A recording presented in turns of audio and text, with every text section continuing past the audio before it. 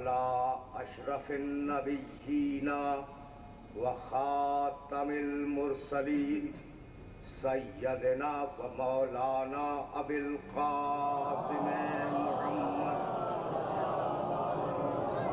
وأهل بيته الطيبين الطاهرين المعصومين المظلومين. أما بعد وقد قال الله سبحانه وتعالى في محكم كتابه المبين: بسم الله الرحمن الرحيم. ولقد كرمنا بني آدم وحملناهم في البر والبحر ورزقناهم من الطيبات وفضلناهم على كثير ممن خلقنا تفضيلا. صلوات.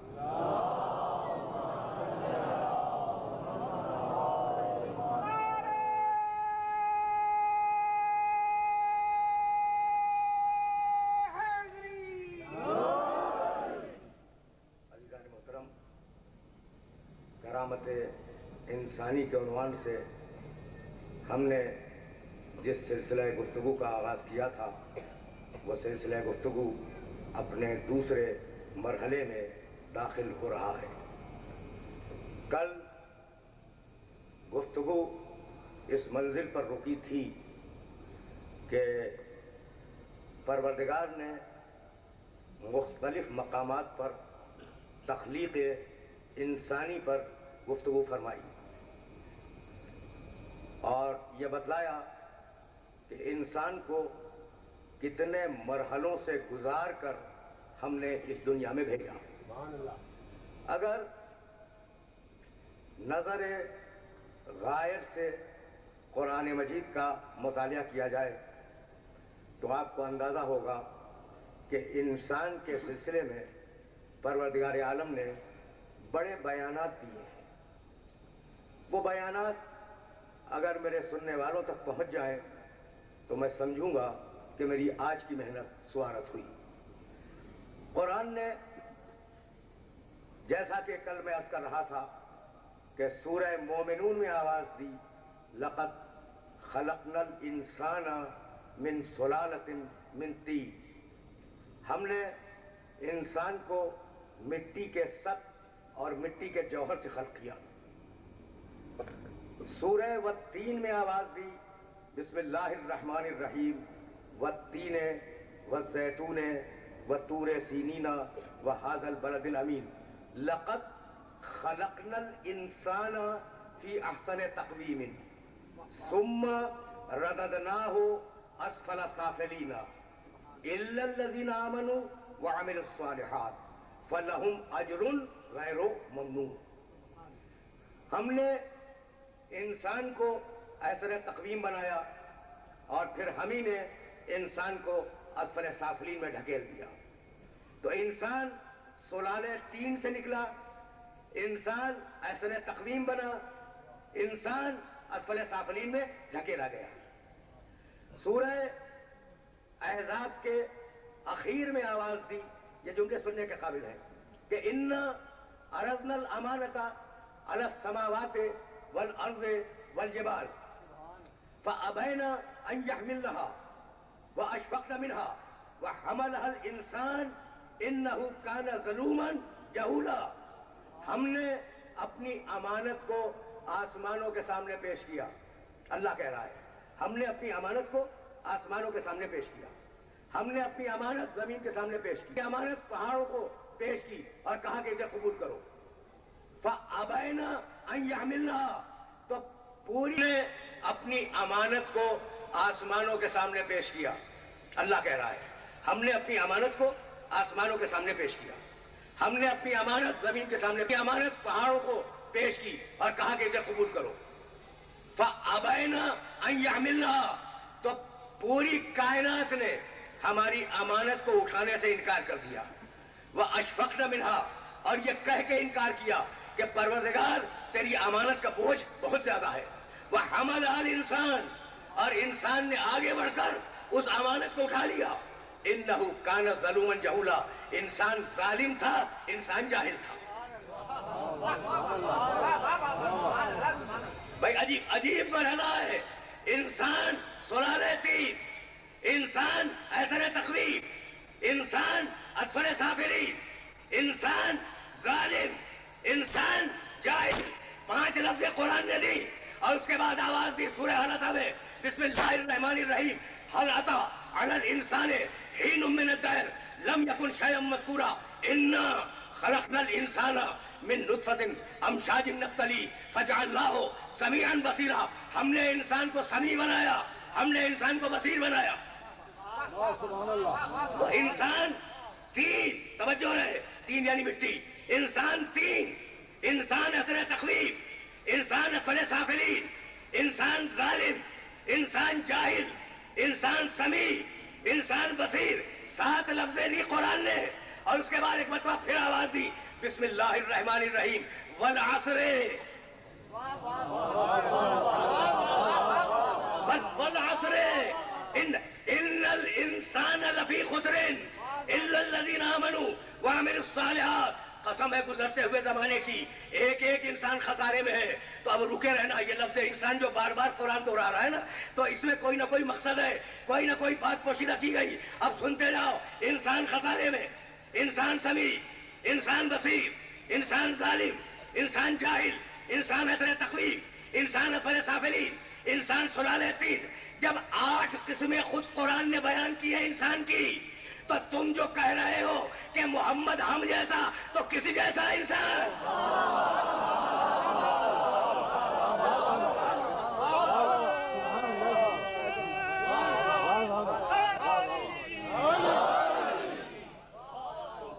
تم جو کہہ رہے ہو نا کہ محمد ہم جیسا، بھائی تم انسان تو تم بھی ہو، انسان تم بھی ہو، اور انسان اثر تخویف، انسان اثر سافلین، انسان سمیع، انسان بصیر، انسان خسارے میں، انسان ظالم، انسان جاہل، انسان سلالہ تین۔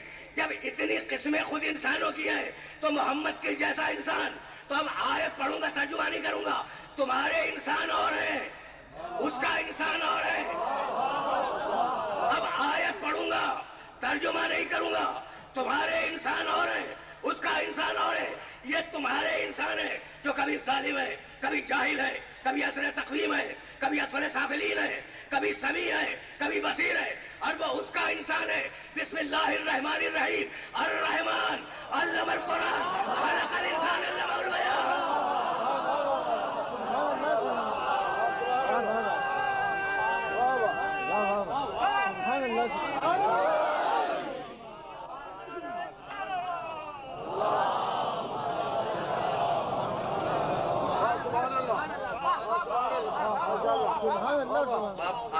آیتوں کا سلسلہ ہے جو اپنے سننے والوں کی خدمت میں حاضر کیا جا رہا ہوں۔ تو اب انسان اپنی مختلف قسموں کے ساتھ سامنے آیا۔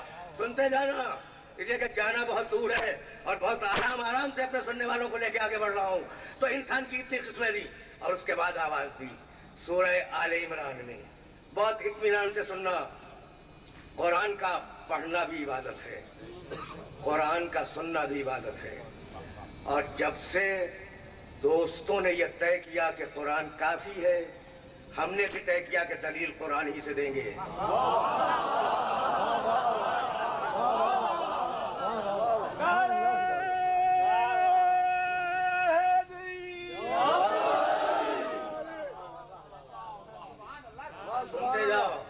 سنتے جاؤ انسان کی تخلیق پر اللہ نے کس طریقے سے بات کی ہے۔ پھر جاؤں گا کرامت کی طرف۔ سورہ زمر میں آواز دی، سورہ زمر قرآن مجید کا 39واں سورہ۔ یخلقکم فی بطون امہاتکم خلقا من بعد خلق فی ظلمات ثلاث۔ دیکھو اللہ کے علاوہ کوئی نہیں کہہ سکتا، ممکن نہیں ہے کہ کسی کی زبان سے اور کسی کے منہ سے جملہ نکل جائے۔ یخلقکم فی بطون امہاتکم، وہ تمہارا اللہ تمہاری ماؤں کے پیٹ میں تمہیں خلق کرتا ہے نا، خلقا من بعد خلق، اور ایک خلق سے دوسری خلق کی طرف منتقل کرتا ہے۔ کل جو آیت میں نے پڑھی تھی نا، یہ اس کی تشریح ہے کہ قطرہ گیا قطرہ جمع ہوا خون بنا، جمع ہوا خون لوتھڑا بنا، لوتھڑے میں ہڈیاں آئیں، ہڈیوں پر گوشت آیا، گوشت کے اوپر کھال چڑھی، ثم انشأناه خلقا آخر فتبارک اللہ احسن الخالقین. اسی بات کی تشریح کی، یخلقکم فی بطون امہاتکم خلقا. سبحان اللہ سبحان اللہ. ایک مرتبہ نعرہ سلوات. عجیب بات. یہ جو میں نے سبحان اللہ کہا ہے نا، وہ ایک عجیب مرحلے فکر پہ آنے کے بعد کہا خلقا من بعد خلق. ایک تخلیق سے دوسری تخلیق کی طرف لے جاتا ہے. فی ظلمات ثلاث، اور 3 تاریکیوں میں خلق کرتا ہے. تاریکیوں کے 3 پردے ہیں. آج دنیا نے کہا کہ ایک جھلی ہے، ایک رحم ہے، ایک شکم ہے. کل تک کسی کو نہیں معلوم تھا. دیکھا نگاہ قدرت کہاں کہاں دیکھتی ہے. آج آپریشن کرنے کے بعد کہتے ہیں کہ بچے کے اوپر ایک جھلی ہے، یہ ایک ظلمت. اس کے اوپر رحم ہے، یہ دوسری ظلمت. اس کے اوپر شکم ہے، یہ تیسری ظلمت. تو یخلقکم فی بطون امہاتکم خلقا من بعد خلق فی ظلمات ثلاث. تاریکیوں کے 3 پردوں کے اندر خلق کرتا ہے. دیکھ لیا بھائی. سننا اس لیے کہ میں آیتیں پڑھ رہا ہوں اور آیتوں سے نتیجہ دوں گا. تاریکیوں کے 3 پردوں کے اندر خلق کرتا ہے. یہ ہے سورہ زمر اور سورہ آل عمران میں آبادی. یصورکم فی الارحام کیف یشاء. دیکھو کتنا بڑا مصور ہے کہ تمہاری ماں کے پیٹ میں تمہاری تصویر بناتا ہے. کمال کی منزل ہے. یصورکم بھائی سننا. یصورکم فی الارحام کیف یشاء. تمہاری ماں کے پیٹ میں رحموں میں تمہاری تصویر بناتا ہے. کیف یشاء. اور جیسی چاہی تصویر بنا دی. بھائی سنتے جاؤ لیکن کچھ کہنا چاہ رہا ہوں. جیسی چاہی تصویر بنا دی. اب میں آگے بات کروں اپنے سننے والوں سے. سورہ مومن میں آواز دی صورکم واحسن صورکم. اللہ نے تمہاری تصویر بنائی اور بڑی اچھی تصویر بنائی. تمہاری تصویر بنائی اور بڑی اچھی تصویر بنائی. اس سے بہتر تصویر ممکن نہیں تھی جو تمہیں بنا کے بھیج دیا دنیا میں. تو صورکم واحسن صورکم. تمہاری تصویر بنائی اور بہترین تصویر بنائی. اور اب سورہ حشر میں آواز دی هو اللہ الخالق البارئ المصور لہ الاسماء الحسنی. وہ اللہ ہے، وہ خلق کرنے والا ہے، وہ عدم سے وجود میں لانے والا ہے، وہ مصور ہے، تصویر بنانے والا ہے. لہ الاسماء الحسنی. جتنے نیک نام ہیں، جتنے اچھے نام ہیں وہ اس اللہ کے لیے ہیں. تو بھائی اب رک جانا. کل کی گفتگو سے، کل کی نشتر پارک کی گفتگو سے متصل ہو رہا ہوں اور ایک جملہ مستعار لے رہا ہوں. ایسا مصور ہے کہ یہ ہزاروں افراد بیٹھے ہوئے ہیں. ایک بالغ کے چہرے میں نہ ناک سے ملے، نہ آنکھ سے ملے، نہ پیشانی سے ملے، نہ ہونٹ سے ملے، نہ بول چال سے ملے. بھائی عجیب. نہ قد سے ملے. یعنی عجیب مصور ہے کہ جیسا چاہا بنایا، جب چاہا بنایا.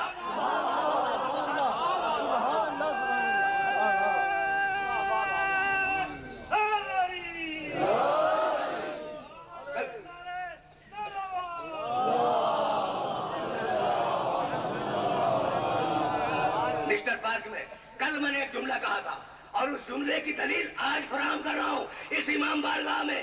بھائی آپ نے کبھی غور کیا؟ ہر ایک کا انداز نظر اور ہے، دیکھنے کا طریقہ اور ہے، بولنے کا اسٹائل اور ہے، انداز فکر اور ہے، چلنے کا طریقہ اور ہے، سوچنے کا طریقہ اور ہے. ابرو سے نہیں ملتے، آنکھوں سے نہیں ملتی، کان سے نہیں ملتے. ایک بالشت میں کتنے لاکھ چہرے بنا دیے اور پھر بھی ایک دوسرے سے نہیں ملتا. تو کہہ سکتے تھے نا کہ مصور اناڑی ہے. اس لیے جب بنائی نئی تصویر بن گئی تو کہنے لگا لاکھوں بناؤں گا، ایک سے نہیں ملے گا، اور 12 ایسے بنا دوں گا کہ 4 ایک ہوگی، 4 ایک ہوگی.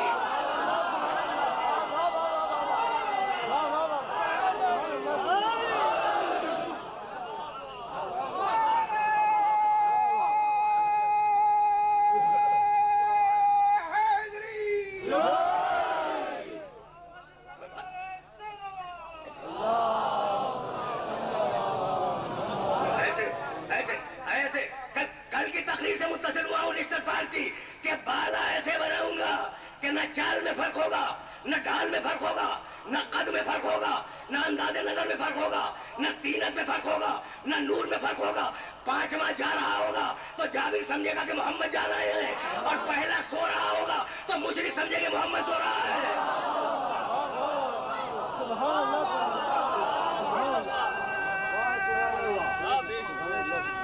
سبحان اللہ. یہ ہے وہ منزل تصویر کشی. یصورکم، بھائی سننا آیتوں کو سنو تو پھر میں آگے بڑھ جاؤں. یصورکم فی الارحام کیف یشاء. اللہ تمہاری ماؤں کے پیٹ میں تمہاری تصویر کشی کرتا ہے، جیسی چاہتا ہے تصویر بناتا ہے. ایک آیت سورہ آل عمران کی، سورہ مومن. صورکم فاحسن صورکم. اللہ تمہاری تصویر بناتا ہے، جو بہترین تصویر ہے نا وہ بنائی ہے، خراب تصویر نہیں بنائی. یہ سورہ مومن. اور اب سورہ حشر 59واں سورہ قرآن مجید کا، هو اللہ الخالق الباری المصور لہ الاسماء الحسنی. اللہ ہے، خالق ہے، عدم سے وجود میں لانے والا ہے، مصور ہے. کتنا زور دیا ہے مصور ہونے پر. اللہ نے اپنے مصور ہونے پہ کتنا زور دیا. کون سا ایسا میرا محترم سننے والا ہے جس کے ڈرائنگ روم میں تصویر لٹکی ہوئی نہ ہو؟ بھائی ہے نا پینٹنگز، تصویریں والے. بھائی اپنے مصور کو پہچانو، وہ مصور خود سمجھ میں آئے گا. دیکھو اپنے مصور کو پہچان لو. تمہارا جو مصور ہے نا، جو پینٹ کرتا ہے، پینٹنگز بناتا ہے، اس مصور کو پہچانو، وہ مصور خود سمجھ میں آئے گا. بتاؤ مصور کے لیے ضروری ہے کہ کینوس ہو، کوئی کپڑا ہو، کوئی کاغذ ہو جس پہ تصویر بنے. مصور کے لیے ضروری ہے کہ جگہ ہو جہاں بیٹھ کے تصویر بنائے. مصور کے لیے ضروری ہے کہ روشنی ہو، اندھیرے میں تصویر نہیں بنا سکتا. اور وہ مصور ایسا ہے کہ بطن مادر میں بناتا ہے، جگہ میں نہیں.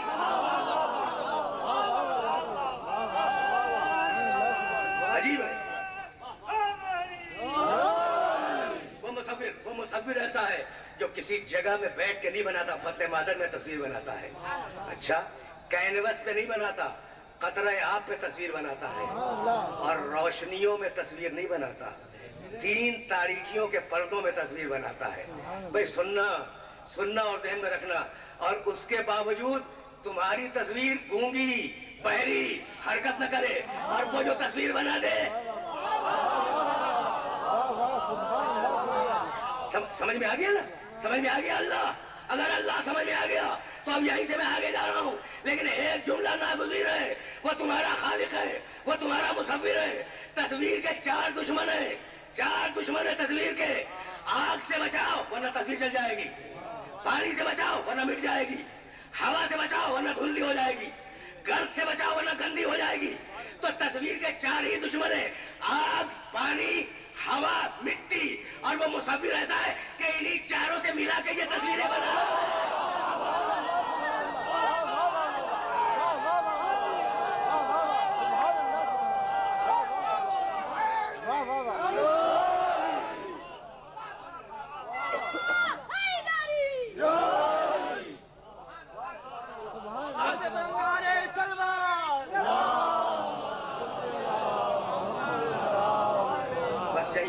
یہیں سے بہت بیدار اور بہت پڑھا لکھا مجمع میرے سامنے ہے. اب یہیں سے یہ فیصلہ بھی کرتے چلو. اب میں بات آگے نہیں لے جاؤں گا، لیکن یہ فیصلہ خود کرو کہ جب مصور نے تصویر بنا دی تو تصویر کو یہ حق نہیں ہے کہ وہ کہے کہ مجھے ایسا کیوں بنایا، وہ ایسا کیوں نہیں بنایا. بھائی اگر میں پینٹر ہوں، اگر میں مصور ہوں تو میں جیسے چاہوں تصویر بنا دوں. اس تصویر کو حق نہیں ہے کہ مجھے چیلنج کرے. اسی طریقے سے یہ جو تصویریں ہیں، جن کو جہاں رکھ دے وہاں رہو، اپنی حد سے آگے بڑھے تو مصور سے بغاوت ہوگی. یہ تصویر نہیں ہے.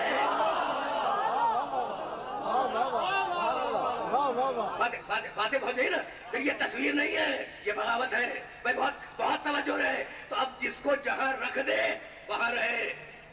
اس کا نام ہے اطاعت اور اس کا نام ہے کرامت. اب میں کیسے عرض کروں، انسان کی کرامت تک مجھے پہنچنا تھا. سورہ حجرات میں آواز دی، یا ایھا الناس انا خلقناکم من ذکر و انثی وجعلناکم شعوبا وقبائل لتعارفوا ان اکرمکم عند اللہ اتقاکم ان اللہ علیم خبیر. 49واں سورہ ہے سورہ حجرات. اس کی 7ویں آیت کی تلاوت کو میں نے شروعات کیا. اے آدم کے بیٹو، इन्ना खलकनाकुम मिन ज़करिन व उन्सा, हमने तुम्हें एक मर्द और एक औरत के जरिए से पैदा किया। यानी पूरी नस्ल इंसानी जाके खत्म होती है एक मर्द और एक औरत पर। इन्ना खलकनाकुम मिन ज़करिन व उन्सा वजअलनाकुम शुऊबन व क़बाइला, और हमने तुमको कौमों में और कबीलों में तकसीम किया है, हमने खुद किया है। लितारफू, लितारफू, ताकि तुम एक दूसरे को पहचानो। भाई बहुत तवज्जो रहे, कौमों में बांटा है अल्लाह ने पहचानने के लिए कि तुम एक दूसरे को पहचानो। किसी कौम में पैदा हो जाना ये फख्र की बात नहीं है। इन्ना अकरमकुम इंदल्लाहि अत्काकुम, तुम में करामत वाला वो है जो तकवे वाला है। यानी कौम में करामत नहीं है, तकवे में करामत है। बात पहुंचाइए मेरे सुनने वालों तक। भाई यही धोखा हुआ, तवज्जो है, यही धोखा हुआ। आग वाले ने कहा मैं बेहतर, मिट्टी वाला कमतर। बात पहुंच गई मेरे सुनने वालों तक। आग वाले ने, वो जो आग से बना था, उसने कहा कि मैं बेहतर, ये मिट्टी वाला कमतर। और परवरदिगार ने कहा कि नहीं, ये मिट्टी वाला बेहतर, तू कमतर। तो निकाले दोनों गए, निकाले दोनों गए। जो आग से बना था वो भी निकाला गया, जो मिट्टी से बना था वो भी जन्नत से निकाला गया। लेकिन एक को खलीफा बना के निकाला, एक को रजीम बना के निकाला।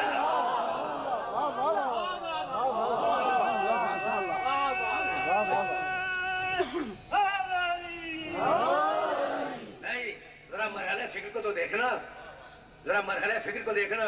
इसलिए कि मैंने अर्ज किया ना कि बहुत पढ़ा लिखा बड़ा बेदार बंदा बैठा है। जाओ, मेरी बात पे यकीन ना करना, कुरान की आयत देखना। ए बेटा मेरा जमिया, आदम तुम भी जाओ, इब्लीस तू भी जा, जमिया साथ निकलो।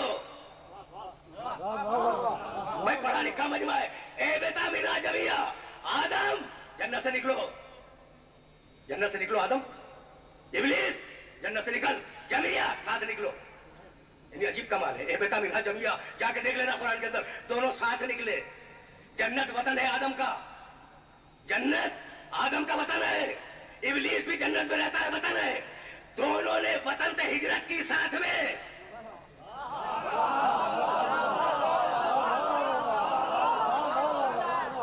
दोनों ने,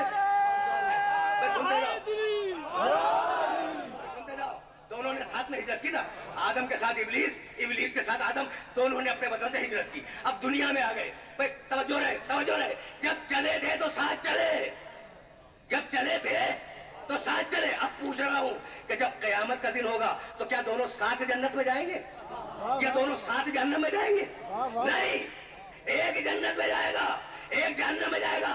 तो परवरदिगार जब साथ निकले थे तो साथ ही अंजाम भी कर दे। तो कहा कि साथ निकलना फजीलत नहीं है।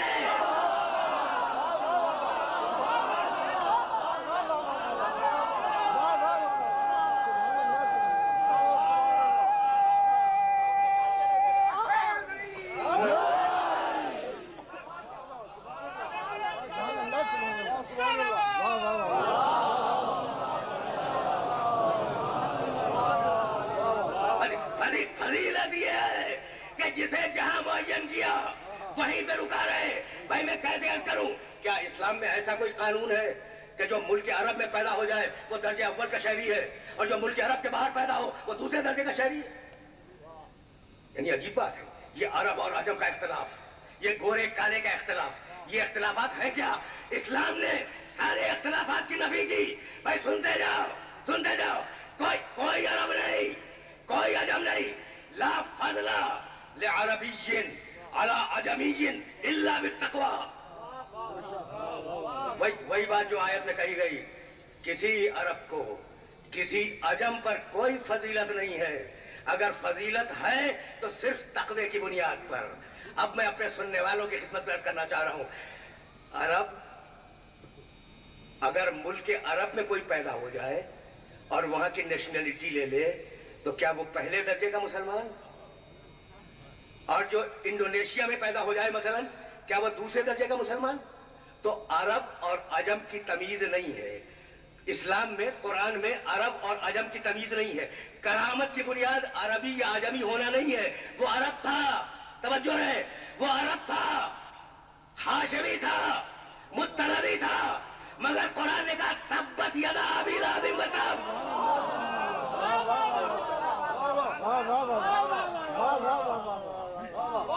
وہ عرب تھا, وہ عرب تھا بھائی, بہت بڑا عرب تھا. رسول کا سگا چچا ہے, بنی ہاشم کا خون رگوں میں دوڑ رہا ہے, خونی رشتے والا ہے. اب کیا اس سے زیادہ باتیں کروں؟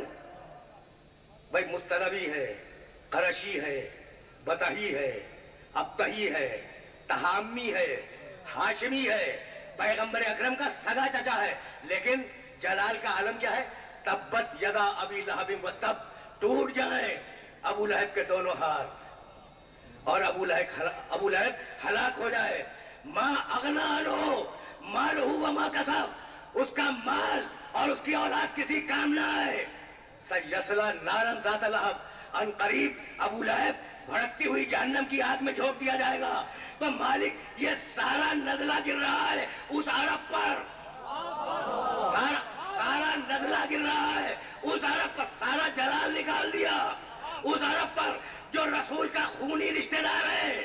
تو بتلانا یہی تھا کہ جب محمد سے دشمنی کر کے خونی رشتے والا نہ بچا تو رشتہ جوڑنے والے کیسے بچ جائیں گے؟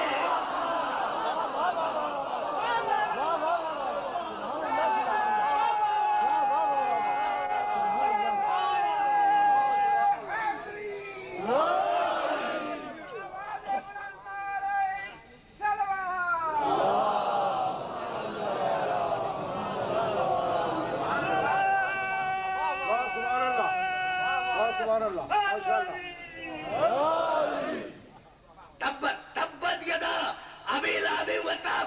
بہت بڑا عرب ہے, سرخ و سفید عرب ہے, گورا عرب ہے نا, رسول کا رشتہ دار عرب ہے. لیکن تبت یدا ابی لہب وتب ما اغنى عنہ مالہ وما کسب سیصلی نارا ذات لہب وامرأتہ حمالۃ الحطب. اور اس کی عورت ادھر کی ادھر لگانے والی ہے. حمالۃ الحطب کے معنی لکڑیاں چننے والی, اور یہ لغت عرب کا محاورہ ہے, ایک کو دوسرے سے لڑا دینے والی. حمالۃ الحطب کے معنی ایک کو دوسرے سے لڑا دینے والی, بد کردار, عیب جو, حسد کرنے والی, کسی کی اچھائی نہ دیکھنے والی, اسے کہتے ہیں حمالۃ الحطب. تو پروردگار جھگڑا تھا تو ابو لہب سے تھا. یہ جلال اس کی بیوی پہ کیوں آ گیا؟ تو بتلانا یہ تھا کہ حق کے خلاف کسی زمانے کی کوئی عورت اگر آ جائے تو حمالۃ الحطب ہے.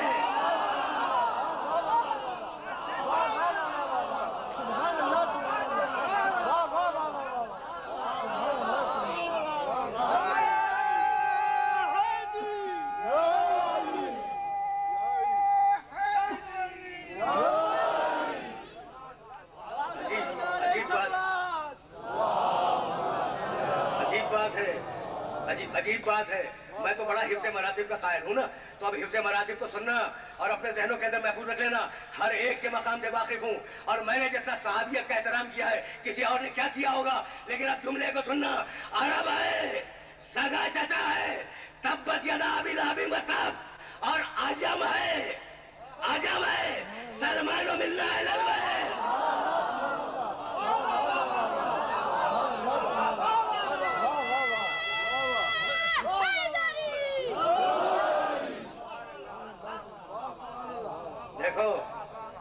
دیکھا تم نے کہ رشتہ داری کو کتنا ذلیل کیا اور صحابیت کو کتنا بلند کیا.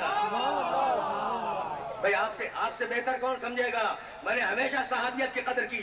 خدا کی قسم میرے اس جملے کو یاد رکھنا اور اس جملے کو ہمیشہ کے لیے ذہنوں کے اندر محفوظ رکھ لینا. صحابی دین کے سر کا تاج ہے.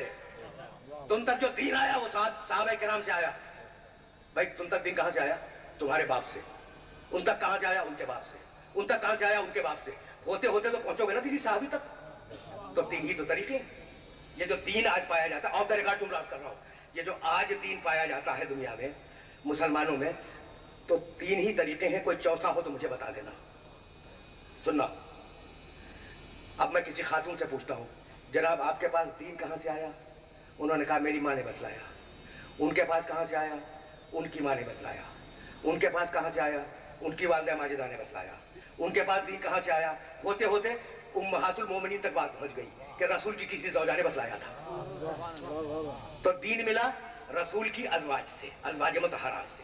اچھا مردوں سے پوچھ رہا ہوں کہ تمہیں دین کہاں سے ملا؟ تمہارے باپ سے. انہیں کہاں سے ملا؟ ان کے والد محترم سے. انہیں کہاں سے ملا؟ ان کے والد محترم سے. ہوتے ہوتے کہاں پہنچو گے؟ کسی نہ کسی صحابی تک. تو دین ملنے کے دو ہی تو ذریعے ہیں، یا ازواج مطہرات سے دین آیا یا صحابہ کرام سے دین آیا. سنتے جاؤ آرام کے ساتھ. پر ٹھیک ہے، پر یعنی میں نے پوچھا ٹھیک ہے تو جواب نہیں دیا. میرے بزرگ نے فرما رہے سبحان اللہ. تو اب سننا، اب جملہ سننا، اور اس جملے کو اپنے ذہن کے اندر محفوظ رکھ لینا. تو اب دین آیا ازواج مطہرات سے، دین آیا صحابہ کرام رضوان اللہ تعالی علیہم اجمعین سے. لیکن اب میں ہاتھ جوڑ کے ایک جملہ کہہ رہا ہوں کہ صحابہ کرام نے وہی تو سنا جو رسول نے مسجد میں کہا. جو گھر میں کہا انہیں نہیں معلوم.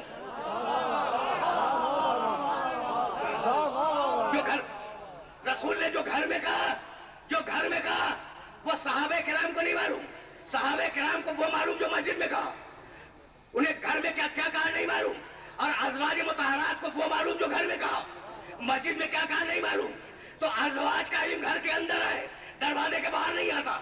اصحاب کا علم دروازے پر رکا ہوا ہے، گھر کے اندر نہیں آتا. تو ہم نے بس اتنا کیا کہ ایک ایسا دروازہ تلاش کر لیا جو اندر بھی جاتا ہے باہر بھی نکلتا ہے.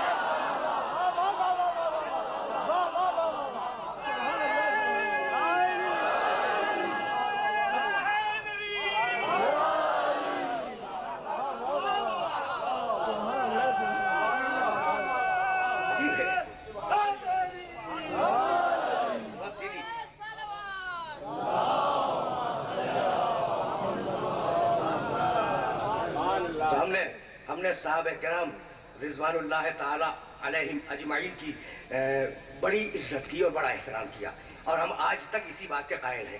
لیکن جملہ سنو رسول کی جوتی. یاد رکھنا میرے جملے کو. اگر کوئی شخص رسول کی جوتی کی توہین اس لیے کرے کہ وہ رسول کی جوتی ہے تو وہ کافر ہے. جو جائے کہ رسول کا صحابی نہیں. بڑی ذمہ داری سے جملہ کر رہا ہوں. اگر کوئی شخص رسول کی نالین مبارک رکھی ہوئی ہو اور کوئی شخص ٹھوکر مار دے کہ یہ رسول کی جوتی ہے، کافر ہو جائے گا. اس لیے کہ کیوں نسبت ہے رسول سے. اس لیے کہ نسبت ہے رسول سے.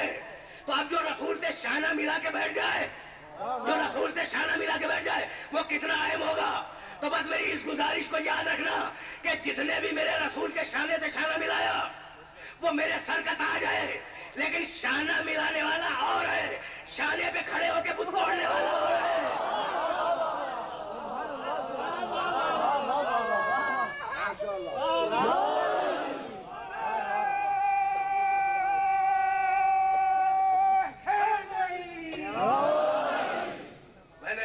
میں نے بڑی زحمت دی اپنے محترم سننے والوں کو. تقریر آہستہ آہستہ اپنی آخری منزلوں سے قریب ہونے والی ہے، لیکن بات سنتے جاؤ. تبت یدا ابی لہب وتب. ٹوٹ جائے ابو لہب کے دونوں ہاتھ. ہٹا دیا نا عرب کو ہٹا دیا. اور السلمان منا اہل البیت. سلمان ہم اہل بیت میں ہے. اب فرق دیکھو. اگر فرق سمجھ میں آ گیا تو میری محنت سوارت ہے. یہ کب کہا میرے نبی نے؟ خندق کے میدان میں. انصار کہہ رہے تھے سلمان ہم میں ہے، مہاجر کہہ رہے تھے سلمان ہم میں ہے. رسول آئے، رسول نے سلمان کے کندھے پہ ہاتھ رکھا اور کھینچ کے کہنے لگے سلمان و منا اہل بیت. سلمان ہم اہل بیت میں سے. تو سلمان اہل بیت میں کب شامل ہوئے؟ خندق کے دن سن 5 ہجری میں، ہے نا بھائی؟ بہت توجہ رکھنا. خندق کے دن سن 5 ہجری میں سلمان اہل بیت میں شامل ہوئے. تو جب اہل بیت میں شامل ہوئے تو اہل بیت ہو گئے. اس سے پہلے کیا تھے؟ بس یہ ایک بہت چھوٹا سا سوال ہے. سن 5 ہجری سے سلمان اہل بیت میں ہے. سن 5 ہجری سے پہلے سلمان کس چیز میں تھے؟ صحابی تھے نا. 5 ہجری سے پہلے سلمان صحابی ہیں، 5 ہجری کے بعد سلمان اہل بیت میں ہے. تو اب تو مان لو کہ صحابیت جب ترقی کرتی ہے تو اہل بیت میں شامل ہوتی ہے.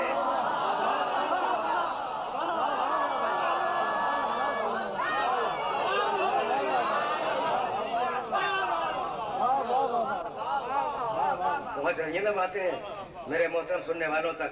کہ صحابیت جب ترقی کرتی ہے تو اہل بیت میں شامل ہوتی ہے، اور اہل بیت جب ترقی کرتے ہیں تو پشت رسول پہ جا کے بیٹھ جاتے ہیں، ہے نا؟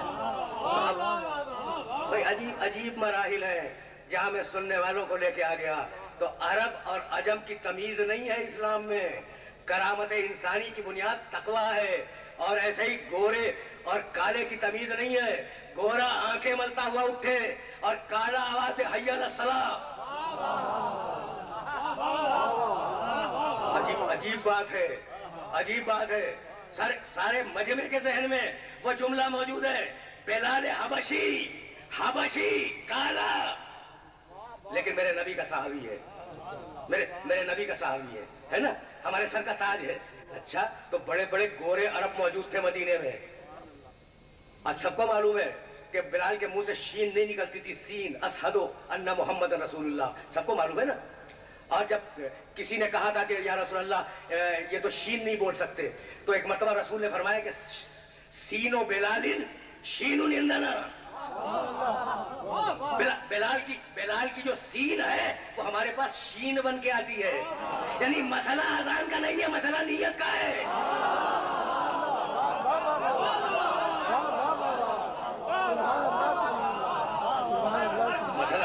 مسئلہ اذان کا نہیں ہے، مسئلہ نیت کا ہے. تو اب کالا ہے نہیں، لہجہ ٹھیک نہیں ہے، تلفظ بھی صحیح نہیں ہے، اور کہتے یہ ہے نعوذ باللہ من ذالک. میں تو ایک صحابی رسول کا تذکرہ کر رہا ہوں جس پر میری اور میرے سننے والوں کی جانیں فدا ہو جائے. لیکن سنو، جسم سے بو آ رہی ہے، تاریخ میں ہے، لیکن کمال ہے، خدا کی قسم کمال ہے کہ جب رسول نے اپائنٹ کر دیا کہ تم نماز کے لیے بلاؤ گے تو اب کالا بلائے گا، گورا اس کی آواز کو سن کے جائے گا. جھوٹی تاریخ میں بھی نہیں ملتا کہ کسی نے کہہ دیا ہو کہ یا رسول اللہ اس کا لہجہ خراب ہے، اس کی آواز صحیح نہیں ہے، کسی اچھے عرب کو آپ اپائنٹ کر دیں. نہیں ملتا، اس لیے کہ اتنے شریف تھے کہ جان رہے تھے کہ رسول جسے گلدستہ اذان پہ کھڑا کر دے.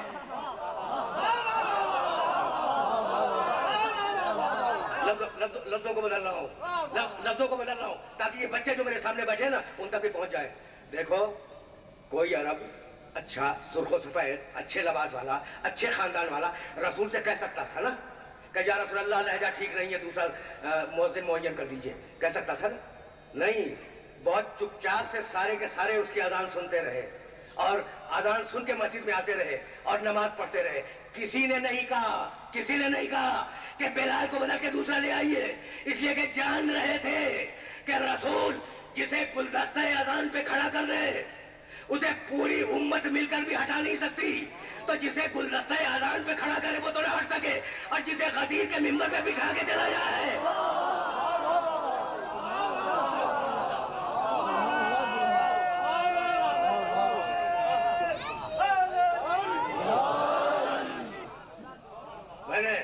میں نے بڑی رحمت دی اپنے محترم سننے والوں کو. تو اب فضائل انسانی کی بنیاد رنگ و نسل نہیں ہے، عرب عجم نہیں ہے، گورا کالا نہیں ہے. کرامت انسانی کی بنیاد ہے پورے قرآن میں چھان ڈالو، جتنی ہے بے کم اوقات بیان کر رہا ہوں. کرامت یعنی فضیلت کی ہے بنیاد علم، دوسری بنیاد تقویٰ، تیسری بنیاد جہاد. یعنی عجیب کمال ہے. کس بنیاد پر تمہیں فضیلت ملے؟ علم کی بنیاد پر. دوسرا معیار کس بنیاد پہ فضیلت ملے؟ تقوی کی بنیاد پر. تیسرا معیار کس بنیاد پہ تمہیں فضیلت ملے؟ جہاد کی بنیاد پر. اگر مجاہد ہو، بھائی توجہ رکھنا، اگر مجاہد ہو تو غیر مجاہد سے افضل ہو، اگر متقی ہو تو غیر متقی سے افضل ہو. اگر بھائی بہت توجہ رکھنا، اگر عالم ہو تو غیر عالم سے افضل ہو. اور اب چوتھی بنیاد ایمان، اگر مومن ہو تو غیر مومن سے افضل ہو. اب تمہیں حق حاصل ہے کہ تم یہ جو چار بنیادیں میں نے بیان کی، علم، ایمان، تقوی، جہاد، پورے مجمع کو حق حاصل ہے کہ وہ مجھے چیلنج کرے کہ یہ کہاں لکھا ہے قرآن میں، ہے نا حق؟ تو اب چار آیتیں سنو اور اب مجھے اجازت دے دو. ایمان مومن افضل، غیر مومن بس کمتر. افمن کان مومنا کمن کان فاسقا لا یستوون. مومن اور غیر مومن برابر نہیں ہے. مومن افضل ہے، مومن افضل ہے نا؟ مومن افضل، یہ ذہن میں رکھنا. دوسری بنیاد تقویٰ. عجیب بات ہے. ابھی میں آیت پڑھ کے گزرا ہوں. ان اکرمکم عند اللہ اتقاکم. ہماری نگاہ میں صاحب کرامت اور صاحب فضیلت وہ ہے جو متقی ہے. ایمان فضیلت، تقویٰ فضیلت. تیسری بنیاد علم. قل هل يستوي الذين يعلمون والذين لا يعلمون. ان سے پوچھو کہ کیا عالم اور جاہل برابر ہے نا؟ علم کو فضیلت. تو پہلی فضیلت ایمان کو، دوسری فضیلت تقوی کو، ٹھیک؟ تیسری فضیلت علم کو، چوتھی فضیلت مجاہد. فضل اللہ المجاہدین باموالہم وانفسہم علی القاعدین درجۃ. اللہ نے غیر مجاہد پر مجاہدین کو فضیلت دی ہے. تو اب کتنی چیزیں فضیلت کی آ گئی آپ کے پاس؟ ایمان، تقویٰ، علم، جہاد. ان میں سے ایک بھی اگر آپ کے پاس ہے تو آپ میں فضیلت ہے. اور اگر کہیں چاروں جمع ہو جائے، بھائی ہلکی پھلکی بات کر رہا ہوں، اس میں نہ کوئی منطق ہے نہ کوئی فلسفہ ہے. اگر یہ چاروں ایک جگہ جمع ہو جائے تو جس نے کہا کہ ایمان، توجہ رہے، ایمان افضل ہے، اسی نے خندق کے میدان میں کہا تھا برز الایمان کلہ.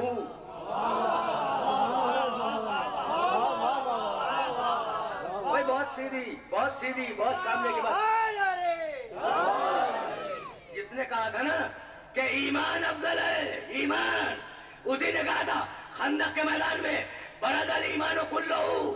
جس نے کہا کہ تقویٰ افضل ہے، اسی نے کندھے پہ ہاتھ رکھ کے کہا علی امام المتقین. دو فضیلتیں ثابت ہو گئی، ایمان، تقویٰ. اور اب علم. جس نے کہا کہ علم افضل ہے، اسی نے کہا انا مدینۃ العلم. پہنچ رہی ہیں باتیں میرے سننے والوں تک. تقریر اپنے آخری مرحلوں میں داخل ہو گئی.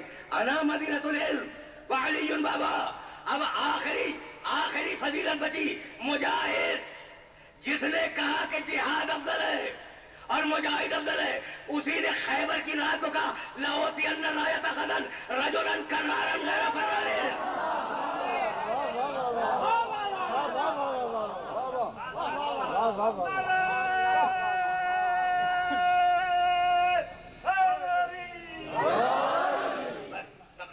تقریر آخری مرحلوں میں داخل ہو گئی اور سلسلہ کلام کو اس منزل سے آگے نہیں جانا، اس منزل سے آگے نہیں جانا. جو کل 4 معیار ہے فضائل کے کل 4 معیار ہے پورے قرآن میں، اور چاروں میں صف اول میں علی. اگر تقویٰ ہے تو علی امام المتقین، اگر ایمان ہے تو علی امیر المومنین، اگر جہاد ہے تو علی کرارا غیر فرار. بھائی میں کہاں تک بیان کروں؟ اگر علم ہے تو انا مدینۃ العلم ہے وعلی بابا. ایسا ہو تو خلافت اسلامیہ کا حقدار بنے.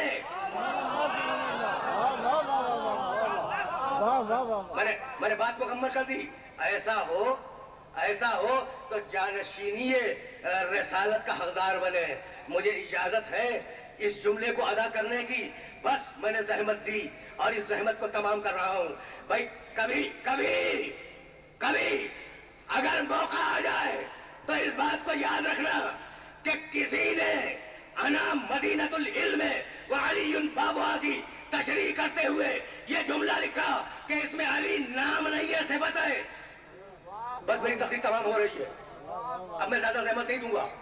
کسی نے یہ نام اور صفت کچھ پتا چلا؟ میں نے کہا کیا؟ نام زید عمر، صفت عالم شاعر خطیب، ہے نا؟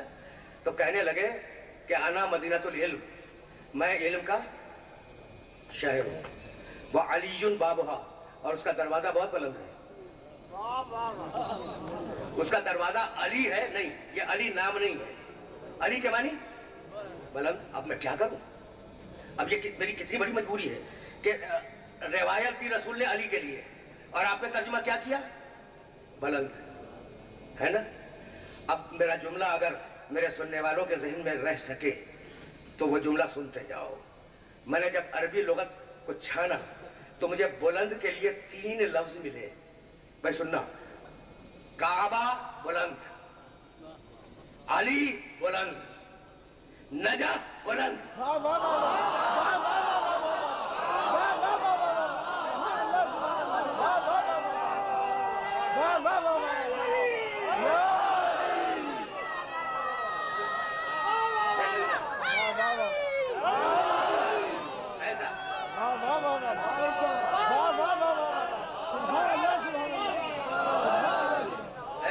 ایسا سورج جو بلندیوں میں پیدا ہوا، بلندیوں میں رہا، بلندیوں میں ڈوب گیا. میں بہت توجہ رہے اسی مرحلے پر اپنی گفتگو کو اختتام پذیر کرنا چاہ رہا ہوں. تو انا مدینۃ العلم وعلی بابھا، ہے نا؟ میں علم کا شہر ہوں اور اس کا دروازہ بہت بلند ہے. علی کے معنی بلند. کہنے لگے علی سے مراد ابو طالب کا بیٹا علی تھوڑی ہے، نہیں، علی کے معنی بلند. توجہ رہے اس لیے کچھ کہنا چاہ رہا ہوں اور میری بات مکمل ہونے والی ہے اور ظاہر ہے کہ مسائل کے بھی 5-7 جملے تو یقیناً رد کروں گا نا آپ کی خدمت میں، اور اس تک جانے کے لیے ایک جملہ ناگزیر ہے. تو علی بلند. رسول سمجھ رہے تھے کہ میں اگر علی کہوں گا تو کہیں گے علی کے معنی بلند. میں علم کا شہر ہوں، دروازہ بہت بلند ہے. کیا خوبصورت ترجمہ ہے نا؟ پڑھا لکھا مجمع ہے، پڑھا لکھا. اس لیے اس مجمع کو میں ایک جملہ ہدیہ کرنا چاہ رہا ہوں. بس ایک جملہ ہدیہ کروں گا اور وہیں سے مصاحب کی طرف سے چلا جاؤں گا. تو انا مدینۃ العلم وعلی بابا، ترجمہ کیا کہ میں علم کا شہر ہوں اور اس کا دروازہ بہت بلند ہے. بھئی یہی سبب ہے کہ غدیر میں میرے نبی نے علی نہیں کہا، کہنے لگے من کنت مولا ہو فہذا علی مولا.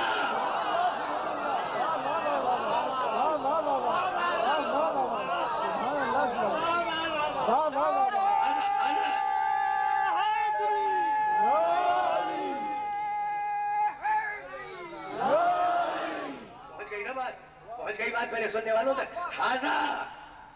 ہاضا یہ علی مولا ہے. اب اس کے معنی بلند نہ سمجھ لینا، ہے نا؟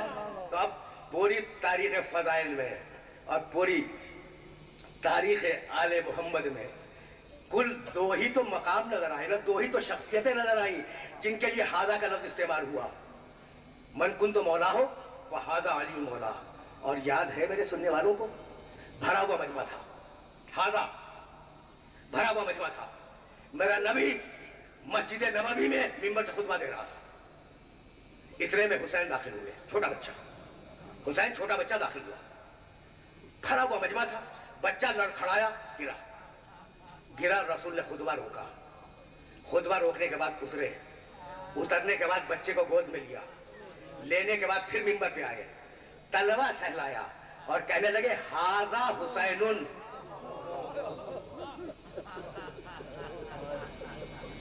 تقریر تمام ہو گئی.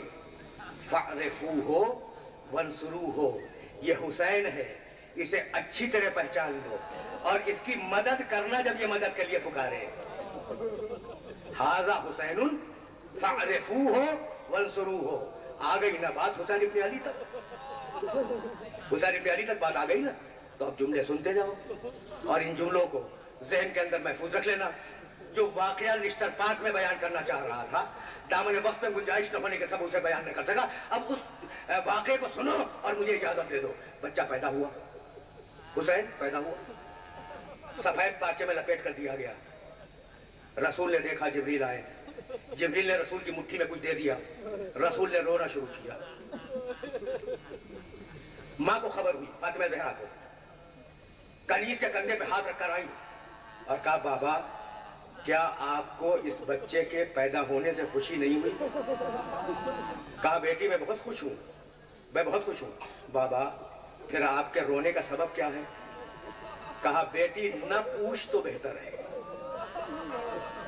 بیٹی نہ پوچھ، تیرے لیے بہتر یہی ہے کہ نہ پوچھ. کہا نہیں بابا آپ مجھے بتلائیں کہ آپ کے رونے کا سبب کیا ہے، آپ کے رونے کا سبب کیا ہے؟ پھر فرمایا پیغمبر نے، پوری ذمہ داری سے مقصد کا ترجمہ کر رہا ہوں، بیٹی نہ پوچھ، تیرے لیے یہی بہتر ہے۔ کہا بابا میں کون ہوں؟ کہا تو میری بیٹی ہے۔ کہا بابا میرے حق کی قسم، میرے حق کی قسم مجھے بتلائے کہ آپ کے رونے کا سبب کیا ہے۔ ایک مرتبہ علی کو آواز دی کہ علی ذرا فاطمہ کا بازو تو تھامو۔